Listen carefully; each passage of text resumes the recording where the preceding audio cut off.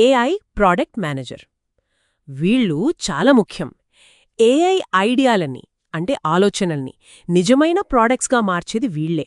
అమెరికాలో అయితే సంవత్సరానికి $1,20,000 నుండి $160,000 దాకా సంపాదించవచ్చు.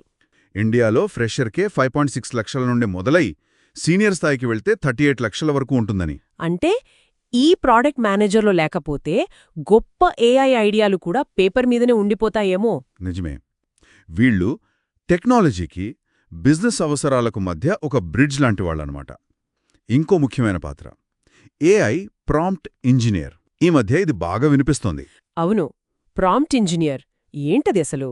అంటే సింపుల్గా చెప్పాలంటే ఏఐ టూల్స్ ఉంటాయి కదా, వాటి నుండి మనకు కావాల్సినట్టుగా కరెక్ట్గా మంచి సమాధానాలు రాబట్టడానికి సరైన ప్రశ్నలు, కమాండ్స్ అంటే ప్రాంప్ట్స్ అనమాట, అవి డిజైన్ చేసేవాళ్ళు.